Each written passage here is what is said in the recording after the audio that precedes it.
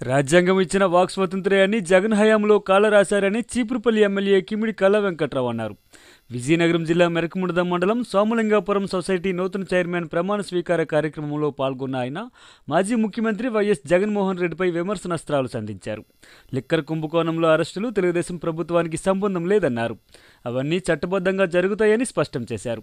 ఇటువంటి ఆర్థిక నేరగాలను రాజకీయాలకు దూరంగా ఉంచవలసిన బాధ్యత ప్రజలదేనని గుర్తు చేశారు.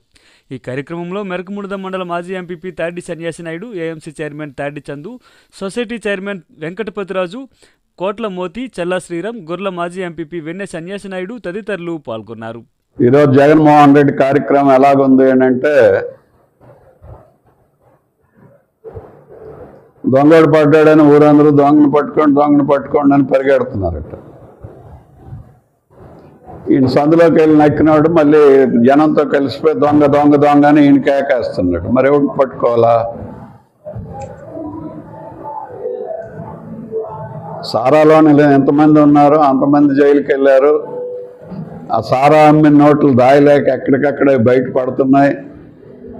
ఈ బయటపడుతున్నటువంటి నోట్ల కట్టలు బయటపడుతుంటే దొంగే తిరిగేమో అవతల దొంగ దొంగ దొంగ అని కేకలేసాడు. అనుసంధంగా వీళ్ళు ఏ విధంగా తయారయ్యారు అనేది ఒకసారి ప్రజలందరూ ఆలోచించుకోవాలని చెప్పి మీ ద్వారా నేను మనవి చేస్తున్నాను. ఇలాంటి వ్యక్తుల్ని రాజకీయాలకి ప్రజలే దూరంగా ఉంచాలా, ప్రజలే బుద్ధి చెప్పాలా.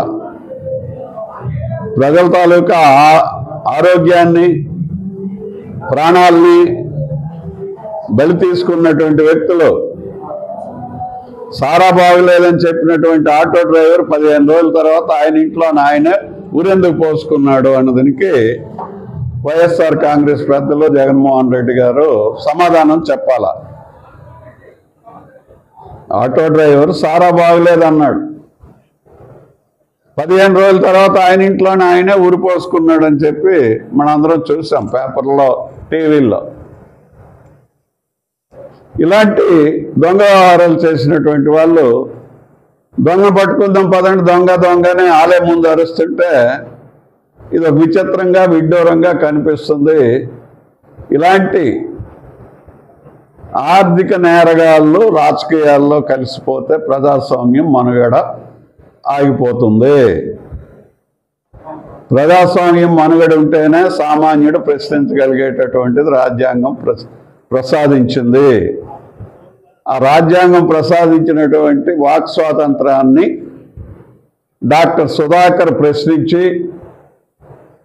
ఒక ఎండి చదివినటువంటి ఒక దళిత కులానికి చెందినటువంటి డాక్టరు మాకు మాస్కులు లేవు మా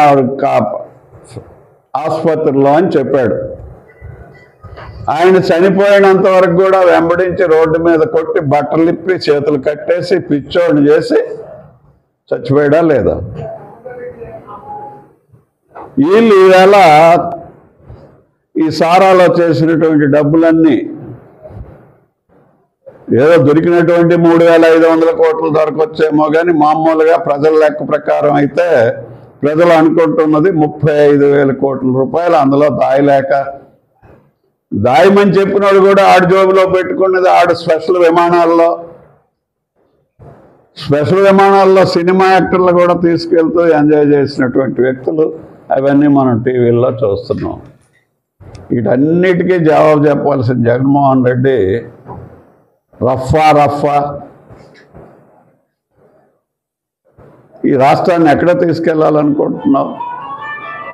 ఇక్కడ ఆయన జైలుకి వెళ్ళాలా, ఈయన జైలుకి వెళ్ళాలని ఎవరు చెప్పేటటువంటిది ఎవరు చెప్పడం లేదు. మన తెలుగుదేశం పార్టీలో కానీ కూటమి ప్రభుత్వంలో కానీ ఎవరి మీద మనం చెప్పడం లేదు. కూటమి ప్రభుత్వాన్ని ప్రజలు ఎన్నుకున్న తర్వాత చంద్రబాబు నాయుడు గారు ముఖ్యమంత్రి అయిన తర్వాత రాజ్యాంగం పనిచేస్తుంది. అదేవిధంగా చట్టం తన పని తను చేస్తూ పోతుంది. ఈ రెండు పనులు చక్కగా చేసుకొని వెళ్ళినప్పుడు పేద ప్రజలకు ఎక్కువ ఉపయోగం కలుగుతుంది. గతంలో ఓటేసినందుకు ప్రజాధనాన్ని దుర్వినియోగం చేసినటువంటి జగన్మోహన్ రెడ్డి, ఆయన కంపెనీదారులందరూ కూడా, ఆయన స్నేహితులందరూ బయటకు వస్తున్నారు.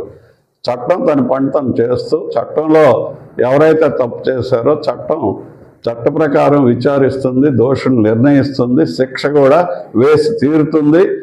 మరి ఎవరు సామాన్యుడికి ఆ ఓటే.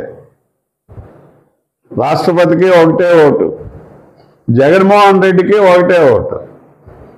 5 సంవత్సరాలు నిన్ను కూర్చోబెడితే చట్టాలని కాలు రాశారు, రాజ్యాంగాన్ని కాలు రాశారు, ప్రజాధనాన్ని దుర్వినియోగం చేశారు, ప్రజాస్వామ్యాన్ని అపహాస్యం పాలు చేశారు.